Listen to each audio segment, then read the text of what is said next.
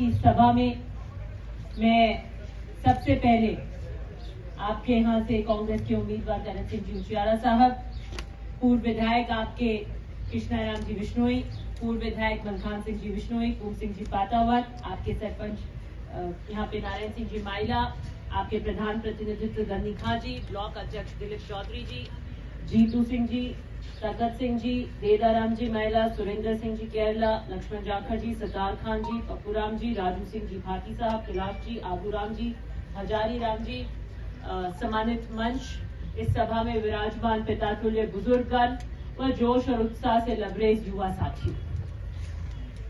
मुझे अभी कृष्णाराम जी कह रहे थे कि 3 तारीख के बाद आपसे आज ही मिलना हुआ। मैंने कहा मने घरे बिठा दियो, मने तो को डोनी बैठन लो, माटी बिठा दियो तो बैठा कहीं करा। लेकिन आपसे विशेष रूप से मैं आज डेनोक आई हूं, क्योंकि डेनोक मदेना साहब के तासली का गांव था। एक लंबा रिश्ता आपसे है, एक जुड़ाव है, और पूरा का पूरा डेनोक ओसिया के अंदर था। मेरे चुनाव में कृष्णाराम जी के साथ मैं डेनोक आयो खाली उगो डेनोक कहते हमारे भी दिन तो भिजाओ, मीटिंग वाले दिन भिजाओ, वोट वाला दिन तो भिजा दीजो। मैंने कहा वो सब आ जाएंगे, कहीं नहीं है अपनी जगह, इसलिए आपसे विशेष रूप से अपनायत का रिश्ता है, इसलिए आपके बीच आए। करण सिंह जी आपके यहां से 2018 में जब टिकट की उम्मीदवारी कर रहे थे, तो मुझे नहीं लगता कि लोहावट में कोई ऐसा एक घर होगा जो उन्होंने छोड़ा है जिससे उनका संपर्क नहीं होगा।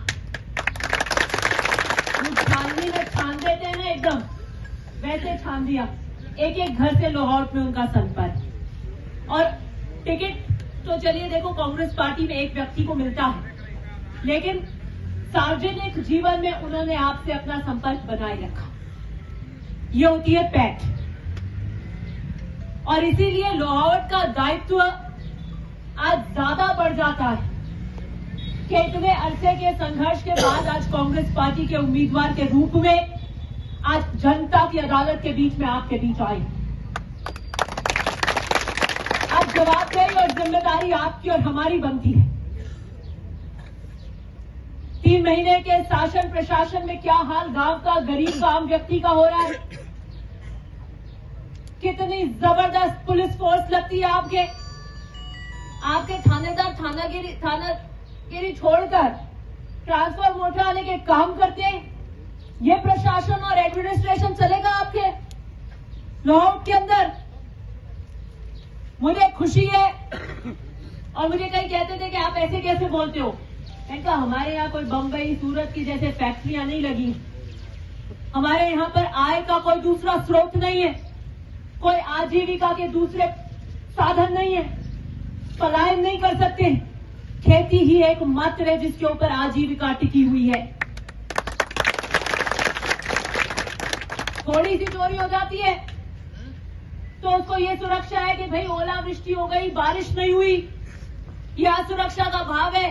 कोई बिजली की सहूलियत का सारा या धक्का लग जाता है तो वो 5 बीघा की जगह 10 बीघा कर ले, उससे बोरियां उसकी ज्यादा हो जाए, उसकी ज्यादा उसको मेहनत मिल जाए, तो क्या गुनाह कर लेता है। 5 साल के अंदर ओसिया में, लाहौर में विजिलेंस नहीं होनी थी। अंकुरियों का राज था, ये बिल्कुल सही है। मेरे वहां पे तो पेच और प्लास से कसती है, उतरे नहीं, और वो का वो यहाँ पे लाहौर के अंदर था, पेच और प्लास से कस रखे थे आपने अंकुर। कोई रेवेन्यू कलेक्शन नहीं हुई, किसी के बिल बकाया है तो कटे नहीं। हमने कह दिया कि किसी के भी बिल अगर बकाया है किसान के, तो उसकी जैसी श्रद्धा होगी, जैसी आर्थिक स्थिति होगी, वैसी वो सूचित करे बिजली घर में कि मैं महीने के 2000 जमा करा सकता हूं या 5000 जमा करा सकता हूं, चाहे 5 लाख का बिल। वो अपनी बात करेगा कैसे जमा करा सकता है। अब इन्होंने कहा 15,000 का भी बिल बकाया है तो हम तो उठा के काटेंगे। किसान के सोचने वाला प्रतिनिधित्व नेतृत्व नहीं है, वो सरकार नहीं है। और आज हम यहां आए तो किस लिए आए? साख देने आए, साख देने आए, गारंटी लेने आए कि करण सिंह जी को अगर आपने जिताकर हिंदुस्तान की पार्लियामेंट में भेजा, उन्हें जोधपुर के सांसद के रूप में आपकी आवाज बनने का मौका मिला, तो मैं आपको विश्वास दिलाती हूं कि आम जनता, गरीब घरों के अंदर बैठी हुई जनता को कोई कमी नहीं आने थी। चिड़िया चुग गई खेत, हमारे को तो बिठा दिया कृष्णाराम जी को और मेरे को तो घर 3 तारीख को, लेकिन अभी भी एक खिड़की खुली है कि अगर करण सिंह जी को आपने जिताकर भेजा तो हम भी तंबू यू थोबली डाल के खूंटा डाल के बैठ जाएंगे। हमें भी पीछे एक सहारा मिलेगा, हमारी भी आवाज में ताकत आएगी और आपके उन करण सिंह जी के साथ आपके हकों के लिए हम भी पाला मान कर बैठेंगे। सरकार और प्रशासन में आपसे आगे कदम उठाएंगे, ये विश्वास मैं आपको दिलाने आई।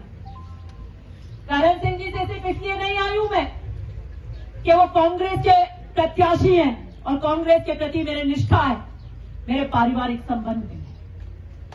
एक बहुत कठिन दौर से जब हम गुजर रहे थे जीवन के अंदर, 2011 से लेकर अभी तक जिन परिस्थितियों से हम गुजर रहे थे, करण सिंह जी ने मेरी माता जी को कहा कि आप एक फोन करना, आपको कैसी भी जरूरत पड़े, राजनीतिक रूप से मैं आप लोग सक्षम हैं, लेकिन मैं आपकी कोई मदद कर सकूं किसी आधे वक्त तो मैं आपके लिए खड़ा नजर आऊंगा। और क्या होता है, मेल मिलाप होता है, दुख बांटने आते हैं, बैठने आते हैं। जिसके घर दुख पड़ जाता है उसकी क्षति को अपन पूरा नहीं कर सकते, लेकिन ये कहना कि दुख की घड़ी में हम आपके लिए खड़े हैं, ये भाव कहना, ये बहुत बड़ी बात है। इसलिए पारिवारिक रिश्तों की गहराई भी है, कांग्रेस के प्रत्याशी भी है और इसलिए हम व्यक्तिगत